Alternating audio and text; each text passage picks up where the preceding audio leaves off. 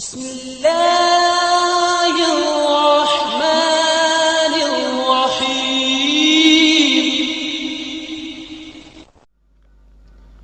اعوذ باللہ من الشیطان الرجیم، بسم اللہ الرحمن الرحیم۔ السلام علیکم۔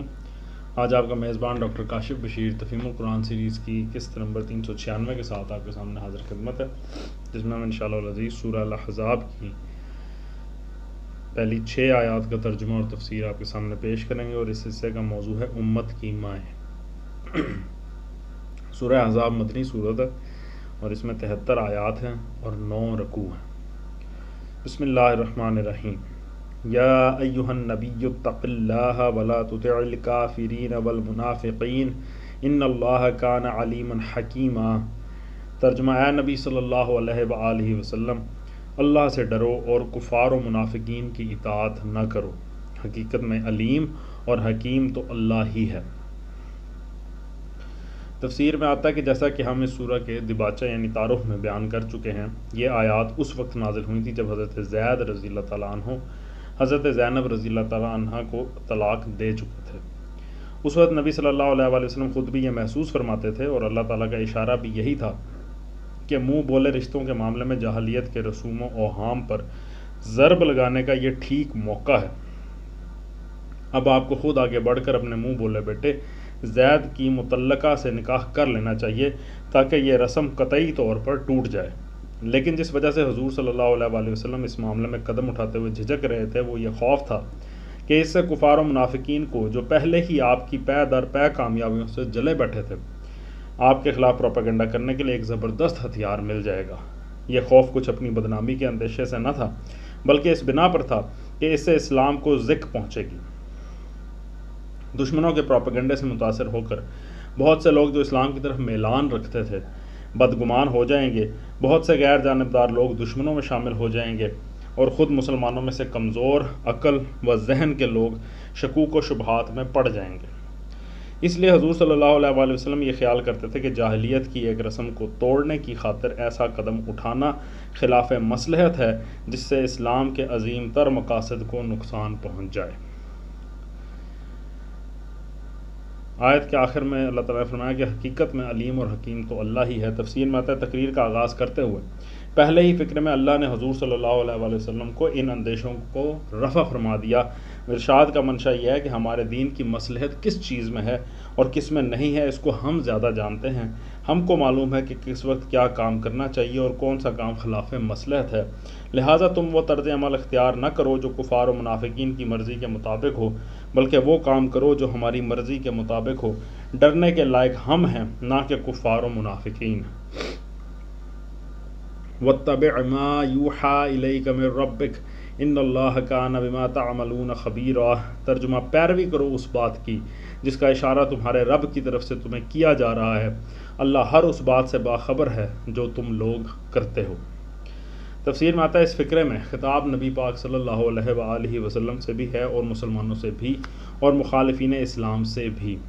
مطلب یہ ہے کہ نبی اگر اللہ کے حکم پر عمل کر کے بدنامی کا خطرہ مول لے گا اور اپنی عزت پر دشمنوں کے حملے صبر کے ساتھ برداشت کرے گا تو اللہ سے اس کی یہ وفادارانہ خدمت چھپی نہ رہے گی۔ مسلمانوں میں سے جو لوگ نبی صلی اللہ علیہ وآلہ وسلم کی عقیدت میں ثابت قدم رہیں گے اور جو شکوک و شبہات میں مبتلا ہوں گے، دونوں ہی کا حال اللہ سے مخفی نہ رہے گا، اور کفار و منافقین اس کو بدنام کرنے کے لیے جو دوڑ دھوپ کریں گے اس سے بھی اللہ بے خبر نہ رہے گا۔ لہٰذا گھبرانے کی کوئی بات نہیں ہے، ہر ایک اپنے عمل کے لحاظ سے جس جزا یا سزا کا مستحق ہوگا وہ اسے مل کر رہے گی۔ وَتَوَكَّلْ عَلَى اللَّهِ وَكَفَى بِاللَّهِ وَكِيلًا۔ ترجمہ: اللہ پر توکل کرو، اللہ ہی وکیل ہونے کے لیے کافی ہے۔ تفسیر میں آتا ہے اس فکرے کے مخاطب پھر نبی پاک صلی اللہ علیہ وآلہ وسلم ہیں۔ حضور صلی اللہ علیہ وآلہ وسلم کو ہدایت فرمائی جا رہی ہے کہ جو فرض تم پر عائد کیا گیا ہے اسے اللہ کے بھروسے پر انجام دو، اور دنیا بھر بھی اگر مخالف ہو تو اس کی پرواہ نہ کرو۔ جب آدمی کو یقین کے ساتھ یہ معلوم ہو کہ فلاں حکم اللہ کا دیا ہوا ہے تو پھر اسے بالکل مطمئن ہو جانا چاہیے کہ ساری خیر اور مصلحت اسی حکم کی تعمیل میں ہے۔ اس کے بعد حکمت و مصلحت دیکھنا اس شخص کا اپنا کام نہیں ہے، بلکہ اسے اللہ کے اعتماد پر صرف تعمیل ارشاد کرنی چاہیے۔ اللہ اس کے لیے بالکل کافی ہے کہ بندہ اپنے معاملات اس کے سپرد کر دے۔ وہ رہنمائی کے لیے بھی کافی ہے اور مدد کے لیے بھی، اور وہی اس امر کا ضامن بھی ہے کہ اس کی رہنمائی میں کام کرنے والا آدمی کبھی نتائج بد سے دوچار نہ ہو۔ ما جعل اللہ لرجل من قلبین فی جوفہ وما جعل ازواجکم اللائی تظاہرون منہن امہاتکم وما جعل ادعیاءکم ابناءکم ذالکم قولکم بافواہکم واللہ یقول الحق وہو یہدی السبیل۔ ترجمہ: اللہ نے کسی شخص کے دھڑ میں دو دل نہیں رکھے ہیں، نہ اس نے تم لوگوں کی ان بیویوں کو جن سے تم زہار کرتے ہو تمہاری ماں بنا دیا ہے، اور نہ اس نے تمہارے منہ بولے بیٹوں کو تمہارا حقیقی بیٹا بنایا ہے۔ یہ تو وہ باتیں ہیں جو تم لوگ اپنے منہ سے نکال دیتے ہو، مگر اللہ وہ بات کہتا ہے جو مبنی بر حقیقت ہے، اور وہی صحیح طریقے کی طرف رہنمائی کرتا ہے۔ آیت کے آغاز میں اللہ نے کسی شخص کے دھڑ میں دو دل نہیں رکھے۔ تفسیر میں آتا ہے یعنی ایک آدمی بیک وقت مومن اور منافق، سچا اور جھوٹا، بدکار اور نیکوکار نہیں ہو سکتا۔ اس کے سینے میں دو دل نہیں ہیں کہ ایک دل میں اخلاص ہو اور دوسرے میں خدا سے بے خوفی، لہٰذا ایک وقت میں آدمی کی ایک ہی حیثیت ہو سکتی ہے، یا تو وہ مومن ہوگا یا منافق، یا تو وہ کافر ہوگا یا مسلم۔ اب اگر تم کسی مومن کو منافق کہہ دو یا منافق کو مومن، تو اس سے حقیقت نفس الامری نہ بدل جائے گی، اس شخص کی اصل حیثیت لازماً ایک ہی رہے گی۔ آیت میں بعد میں آیا کہ نہ اس نے تم لوگوں کو کہ ان بیویوں کو جن سے تم زہار کرتے ہو تمہاری ماں بنا دیا۔ تفسیر میں آتا ہے زہار عرب کی ایک خاص اصطلاح ہے۔ قدیم زمانے میں عرب کے لوگ بیوی سے لڑتے ہوئے کبھی کبھار یہ کہہ بیٹھتے تھے کہ تیری پیٹھ میرے لیے میری ماں کی پیٹھ جیسی ہے، اور یہ بات جب کسی کے منہ سے نکل جاتی تھی تو یہ سمجھا جاتا تھا کہ اب یہ عورت اس پر حرام ہو گئی ہے، کیونکہ وہ اسے ماں سے تشبیہ دے چکا ہے۔ اس کے متعلق اللہ تعالیٰ فرماتا ہے کہ بیوی کو ماں کہنے یا ماں کے ساتھ تشبیہ دے دینے سے وہ ماں نہیں بن جاتی۔ ماں تو وہی ہے جس نے آدمی کو جنا ہے، محض زبان سے ماں کہہ دینا حقیقت کو نہیں بدل سکتا کہ جو بیوی تھی وہ تمہارے کہنے سے ماں بن جائے۔ یہاں زہار کے متعلق شریعت کا قانون بیان کرنا مقصود نہیں ہے، اس کا قانون سورہ مجادلہ کی آیت نمبر 2 سے 4 میں بیان کیا گیا ہے۔ آگے چل کے آیت میں آتا ہے کہ اور نہ اس نے تمہارے منہ بولے بیٹوں کو تمہارا حقیقی بیٹا بنایا ہے۔ تفسیر میں آیا یہ اصل مقصود کلام ہے، یعنی اس آیت کا جو اصل مقصد ہے وہ یہ حصہ ہے کہ اوپر کے دونوں فقرے اسی تیسری بات کو ذہن نشین کرنے کے لیے بطور دلیل ارشاد ہوئے۔ ادعوہم لآبائہم هو اقسط عند اللہ فإن لم تعلموا آباءہم فإخوانکم فی الدین وموالیکم ولیس علیکم جناح فیما اخطأتم بہ ولکن ما تعمدت قلوبکم وکان اللہ غفورا رحیما۔ ترجمہ: منہ بولے بیٹوں کو ان کے باپوں کی نسبت سے پکارو، یہ اللہ کے نزدیک زیادہ منصفانہ بات ہے، اور اگر تمہیں معلوم نہ ہو کہ ان کے باپ کون ہیں تو وہ تمہارے دینی بھائی اور رفیق ہیں۔ نادانستہ جو بات تم کہو اس کے لیے تم پر کوئی گرفت نہیں ہے، لیکن اس بات پر ضرور گرفت ہے جس کا تم دل سے ارادہ کرو۔ اللہ درگزر کرنے والا اور رحیم ہے۔ منہ بولے بیٹوں کو ان کے باپوں کی نسبت سے پکارو، یہ اللہ کے نزدیک زیادہ منصفانہ بات ہے۔ تفسیر میں آتا ہے اس حکم کی تعمیل میں سب سے پہلے جو اصلاح نافذ کی گئی وہ یہ تھی کہ نبی صلی اللہ علیہ وآلہ وسلم کے منہ بولے بیٹے حضرت زید رضی اللہ تعالیٰ عنہ کو زید بن محمد صلی اللہ علیہ وآلہ وسلم کہنے کے بجائے ان کے حقیقی باپ کی نسبت سے زید بن حارثہ کہنا شروع کیا گیا۔ بخاری، مسلم، ترمذی اور نسائی نے حضرت عبداللہ بن عمر رضی اللہ تعالیٰ عنہ سے یہ روایت نقل کی ہے کہ زید بن حارثہ کو پہلے سب لوگ زید بن محمد کہتے تھے، یہ آیت نازل ہونے کے بعد انہیں زید بن حارثہ کہنے لگے۔ مزید برآں اس آیت کے نزول کے بعد یہ بات حرام قرار دے دی گئی کہ کوئی شخص اپنے حقیقی باپ کے سوا کسی اور کی طرف اپنا نسب منسوب کرے۔ بخاری و مسلم اور ابو داؤد نے حضرت سعد بن ابی وقاص رضی اللہ تعالیٰ عنہ کی روایت نقل کی ہے کہ حضور صلی اللہ علیہ وآلہ وسلم نے فرمایا، جس کا ترجمہ ہے، جس نے اپنے آپ کو اپنے باپ کے سوا کسی اور کا بیٹا کہا، درا حالہ کہ وہ جانتا ہو کہ وہ شخص اس کا باپ نہیں ہے، اس پر جنت حرام ہے۔ اسی مضمون کی دوسری روایات بھی احادیث میں ملتی ہیں جن میں اس فعل کو سخت گناہ قرار دیا گیا ہے۔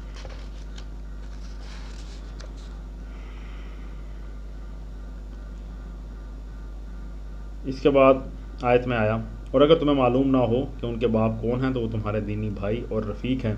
تفسیر میں آتا ہے یعنی اس صورت میں بھی یہ درست نہ ہوگا کہ کسی شخص سے خواہ مخواہ اس کا نسب ملایا جائے۔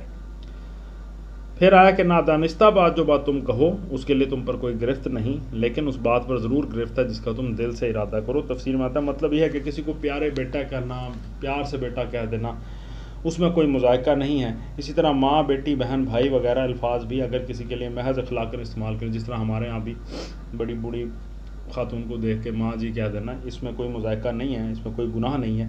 لیکن اس ارادے سے یہ بات کہنا کہ جسے بیٹا یا بیٹی وغیرہ کہا جائے اس کو واقعی وہی حیثیت دے دی جائے جو ان رشتوں کی ہے، اور اس کے لیے وہی حقوق ہوں جو ان رشتہ داروں کے ہیں، اور اس کے ساتھ ویسے ہی تعلقات ہوں جیسے ان رشتہ داروں کے ساتھ ہوتے ہیں، یہ یقیناً قابل اعتراض ہے اور اس پر گرفت ہوگی۔ آخر میں آیا کہ اللہ درگزر کرنے والا اور رحیم ہے۔ تفسیر میں آتا ہے اس کا ایک مطلب یہ ہے کہ پہلے اس سلسلے میں جو غلطیاں کی گئی ہیں ان کو اللہ نے معاف کیا، ان پر اب کوئی باز پرس نہ ہوگی۔ دوسرا مطلب یہ ہے کہ اللہ نادانستہ افعال پر گرفت نہیں فرماتا۔ اگر بلا ارادہ کوئی ایسی بات کی جائے جس کی ظاہری صورت ایک ممنوع فعل کی سی ہو مگر اس میں در حقیقت اس ممنوع فعل کی نیت نہ ہو تو محض فعل کی ظاہری شکل پر اللہ تعالیٰ سزا نہ دے ڈالے گا۔ النبی اولیٰ بالمؤمنین من انفسهم وازواجہ امہاتہم وأولو الارحام بعضهم اولیٰ ببعض فی کتاب اللہ من المؤمنین والمہاجرین الا ان تفعلوا الی اولیائکم معروفا کان ذلک فی الکتاب مستورا۔ ترجمہ بلا شبہ نبی تو اہل ایمان کے لیے ان کی اپنی ذات پر مقدم ہے اور نبی کی بیویاں ان کی مائیں ہیں، مگر کتاب اللہ کی روح سے عام مومنین و مہاجرین کی بنسبت رشتہ دار ایک دوسرے کے زیادہ حقدار ہیں۔ البتہ اپنے رفیقوں کے ساتھ تم کوئی بھلائی کرنا چاہو تو کر سکتے ہو، یہ حکم کتاب الہی میں لکھا ہوا ہے۔ آیت کے آغاز میں ہے کہ بلا شبہ نبی تو اہل ایمان کے لیے ان کی اپنی ذات پر مقدم ہے۔ تفسیر میں آتا ہے یعنی نبی صلی اللہ علیہ وآلہ وسلم کا مسلمانوں سے اور مسلمانوں کا نبی پاک صلی اللہ علیہ وآلہ وسلم سے جو تعلق ہے وہ تو تمام دوسرے انسانی تعلقات سے ایک بالا تر نوعیت رکھتا ہے۔ کوئی رشتہ اس رشتے سے اور کوئی تعلق اس تعلق سے جو نبی اور اہل ایمان کے درمیان ہے ذرہ برابر بھی کوئی نسبت نہیں رکھتا۔ نبی صلی اللہ علیہ وآلہ وسلم مسلمانوں کے لیے ان کے ماں باپ سے بھی بڑھ کر شفیق و رحیم ہیں اور ان کی اپنی ذات سے بھی بڑھ کر خیر خواہ ہیں۔ ان کے ماں باپ اور ان کے بیوی بچے ان کو نقصان پہنچا سکتے ہیں، ان کے ساتھ خود غرضی برت سکتے ہیں، ان کو گمراہ کر سکتے ہیں، ان سے غلطیوں کا ارتکاب کرا سکتے ہیں، ان کو جہنم میں دھکیل سکتے ہیں، مگر نبی صلی اللہ علیہ وآلہ وسلم ان کے حق میں صرف وہی بات کرنے والے ہیں جس میں ان کی حقیقی فلاح ہو۔ وہ خود اپنے پاؤں پر آپ کلہاڑی مار سکتے ہیں، حماقتیں کر کے اپنے ہاتھوں اپنا نقصان کر سکتے ہیں، لیکن نبی صلی اللہ علیہ وآلہ وسلم ان کے لیے وہی کچھ تجویز کریں گے جو فی الواقع ان کے حق میں نافع ہو۔ اور جب معاملہ یہ ہے تو نبی صلی اللہ علیہ وآلہ وسلم کا بھی مسلمانوں پر یہ حق ہے کہ وہ آپ کو اپنے ماں باپ اور اولاد اور اپنی جان سے بڑھ کر عزیز رکھے، دنیا کی ہر چیز سے زیادہ آپ سے محبت رکھیں، اپنی رائے پر آپ کی رائے کو اور اپنے فیصلے پر آپ کے فیصلے کو مقدم رکھیں اور آپ کے ہر حکم کے آگے سر تسلیم خم کر دیں۔ اسی مضمون کو نبی صلی اللہ علیہ وآلہ وسلم نے اس حدیث میں ارشاد فرمایا ہے جسے بخاری و مسلم وغیرہ نے تھوڑے سے لفظی اختلاف کے ساتھ روایت کیا ہے۔ ترجمہ ہے تم میں سے کوئی شخص مومن نہیں ہو سکتا جب تک میں اس کو اس کے باپ اور اولاد سے اور تمام انسانوں سے بڑھ کر محبوب نہ ہو جاؤں۔ آیت میں آگے آتا ہے اور نبی کی بیویاں ان کی مائیں ہیں۔ تفسیر میں آتا ہے اسی خصوصیت کی بنا پر جو اوپر بتائی گئی کہ اللہ کے نبی اور اس کی امت کا آپس میں کیسا رشتہ ہے، اسی خصوصیت کی بنا پر نبی صلی اللہ علیہ وآلہ وسلم کی ایک خصوصیت یہ بھی ہے کہ مسلمانوں کی اپنی منہ بولی مائیں تو کسی معنی میں بھی ان کی ماں نہیں ہیں، لیکن نبی کی بیویاں اسی طرح ان کے لیے حرام ہیں جس طرح ان کی حقیقی مائیں حرام ہیں۔ یہ مخصوص معاملہ نبی کریم صلی اللہ علیہ وآلہ وسلم کے سوا دنیا میں اور کسی انسان کے ساتھ نہیں ہے۔ اس سلسلے میں یہ بھی جان لینا چاہیے کہ ازواج نبی صلی اللہ علیہ وآلہ وسلم صرف اس معنی میں امہات مومنین ہیں کہ ان کی تعظیم و تکریم مسلمانوں پر واجب ہے اور ان کے ساتھ کسی مسلمان کا نکاح نہیں ہو سکتا تھا۔ باقی دوسرے احکام میں وہ ماں کی طرح نہیں ہیں، مثلا ان کے حقیقی رشتہ داروں کے سوا باقی سب مسلمان ان کے لیے غیر محرم تھے جن سے پردہ واجب تھا۔ ان کی صاحبزادیاں مسلمانوں کے لیے ماں جائی بہنیں نہ تھیں کہ ان سے بھی مسلمانوں کا نکاح ممنوع ہوتا۔ ان کے بھائی بہن مسلمانوں کے لیے خالہ اور ماموں کے حکم میں نہ تھے۔ ان سے کسی غیر رشتہ دار مسلمانوں کو وہ میراث نہیں پہنچتی تھی جو ایک شخص کو اپنی ماں سے پہنچتی ہے۔ یہاں یہ امر بھی قابل ذکر ہے کہ قرآن مجید کی روح سے یہ مرتبہ تمام ازواج نبی صلی اللہ علیہ وآلہ وسلم کو حاصل ہے، جن میں لا محالہ حضرت عائشہ رضی اللہ تعالیٰ عنہا بھی شامل ہیں۔ معاف کیجیے گا۔ لیکن ایک گروہ نے جب حضرت علی و فاطمہ رضی اللہ تعالیٰ عنہما اور ان کی اولاد کو مرکز دین بنا کر سارا نظام دین انہی کے گرد گھما دیا اور اس بنا پر دوسرے بہت سے صحابہ کے ساتھ حضرت عائشہ رضی اللہ تعالیٰ عنہا کو بھی ہدف بنایا، تو ان کی راہ میں قرآن مجید کی یہ آیت حائل ہو گئی، جس کی روح سے ہر اس شخص کو انہیں اپنی ماں تسلیم کرنا پڑتا ہے جو ایمان کا مدعی ہو۔ آخر کار اس مشکل کو رفع کرنے کے لیے یہ عجیب و غریب دعویٰ کیا گیا کہ حضور نبی کریم صلی اللہ علیہ وآلہ وسلم نے حضرت علی رضی اللہ تعالیٰ عنہ کو یہ اختیار دے دیا تھا کہ آپ کی وفات کے بعد آپ کی ازواج مطہرات میں سے جس کو چاہیں آپ کی زوجیت پر باقی رکھیں اور جسے چاہیں آپ کی طرف سے طلاق دے دیں، معاذ اللہ۔ ابو منصور احمد بن ابو طالب طبرسی نے کتاب الاحتجاج میں یہ بات لکھی ہے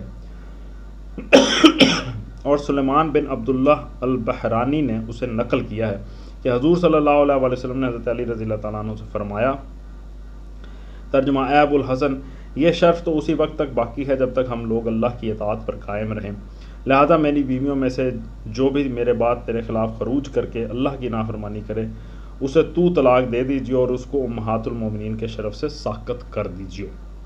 اصول روایت کے اعتبار سے تو یہ روایت سراسر بے اصل ہے ہی، لیکن اگر آدمی اسی سورہ احزاب کی آیت 28، 29 اور 51، 52 پر غور کرے تو معلوم ہو جاتا ہے کہ یہ روایت قرآن کے بھی خلاف پڑتی ہے، کیونکہ آیت تخییر کے بعد جن ازواج مطہرات نے ہر حال میں رسول اللہ صلی اللہ علیہ وآلہ وسلم ہی کی رفاقت کو اپنے لیے پسند کیا تھا، انہیں طلاق دینے کا اختیار حضور کو باقی نہ رہا تھا۔ اسی مضمون کی تشریح آگے حاشیہ نمبر 52 تا 93 میں بھی آئے گی۔ علاوہ بری ایک غیر متعصب آدمی اگر محض عقل ہی سے کام لے کر اس روایت کے مضمون پر غور کرے تو صاف نظر آتا ہے کہ یہ انتہائی لغو اور رسول پاک صلی اللہ علیہ وآلہ وسلم کے حق میں سخت توہین آمیز افتراء ہے۔ نہ صرف رسول پاک کے بلکہ حضرت علی رضی اللہ تعالیٰ عنہ کے بارے میں بھی یہ توہین آمیز ہے۔ رسول کا مقام تو بہت بالا تر و برتر ہے، ایک معمولی شریف آدمی سے بھی یہ توقع نہیں کی جا سکتی کہ وہ اپنی وفات کے بعد اپنی بیوی کو طلاق دینے کی فکر کرے گا اور دنیا سے رخصت ہوتے وقت اپنے داماد کو یہ اختیار دے جائے گا کہ اگر کبھی تیرا اس کے ساتھ جھگڑا ہو تو میری طرف سے تو اسے طلاق دے دیجو۔ اس سے معلوم ہوتا ہے کہ جو لوگ اہل بیت کی محبت کے مدعی ہیں ان کے دلوں میں صاحب البیت کی عزت و ناموس کا پاس کتنا کچھ ہے، اور اس سے بھی گزر کر خود اللہ تعالیٰ کے ارشادات کا وہ کتنا احترام کرتے ہیں۔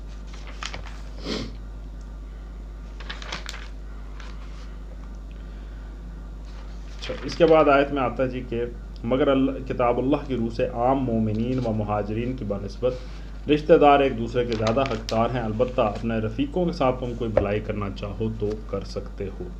تفسیر میں آتا ہے اس آیت میں یہ بتایا گیا ہے کہ جہاں تک نبی صلی اللہ علیہ وآلہ وسلم کا معاملہ ہے ان کے ساتھ تو مسلمانوں کے تعلق کی نوعیت سب سے الگ ہے، لیکن عام مسلمانوں کے درمیان آپس کے تعلقات اس اصول پر قائم ہوں گے کہ رشتہ داروں کے حقوق ایک دوسرے پر عام لوگوں کی بنسبت مقدم ہے۔ کوئی خیرات اس صورت میں صحیح نہیں ہے کہ آدمی اپنے ماں باپ، بال بچوں اور بھائی بہنوں کی ضروریات تو پوری نہ کرے اور باہر خیرات کرتا پھرے۔ زکوٰۃ سے بھی آدمی کو پہلے اپنے غریب رشتہ داروں کی مدد کرنی ہوگی، پھر وہ دوسرے مستحقین کو دے گا۔ میراث لازماً ان لوگوں کو پہنچے گی جو رشتے میں آدمی سے قریب تر ہوں۔ دوسرے لوگوں کو اگر وہ چاہے تو ہبہ یا وقف یا وصیت کے ذریعے سے اپنا مال دے سکتے ہیں، مگر اس طرح نہیں کہ وارث محروم رہ جائیں اور سب کچھ دوسروں کو دے ڈالا جائے۔ اس حکم الہی سے وہ طریقہ بھی موقوف ہو گیا جو ہجرت کے بعد مہاجرین اور انصار کے درمیان بھائی چارہ قائم کرنے سے شروع ہوا تھا۔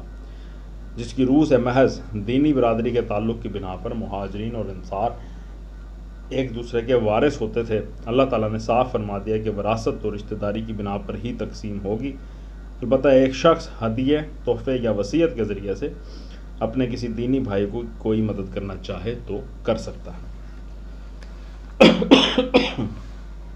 صدق اللہ العلی العظیم۔ الحمدللہ آج ہم نے سورہ الاحزاب کی آیت نمبر 6 تک کا ترجمہ اور تفسیر آپ کے سامنے پیش کیا۔ اللہ تعالیٰ سے دعا ہے کہ اللہ تعالیٰ ہمیں معاف فرمائے، ہمارے صغیرہ کبیرہ گناہ معاف فرمائے، اور اس سلسلے کی برکت سے ہمیں اپنے ان لوگوں میں شامل فرما لے جن سے وہ راضی ہوا۔ ہمارے جتنے دوست احباب، جتنے بہن بھائی، جتنے رشتہ دار، جتنے بزرگ اس دنیا سے چلے گئے، اللہ تعالیٰ ان کے لیے آسانیوں کا معاملہ فرمائے۔ اسی دعا کے ساتھ آپ سے اجازت چاہیں گے، اپنا بہت خیال رکھیں۔ آپ لوگوں کا بہت بہت شکریہ۔ اللہ حافظ۔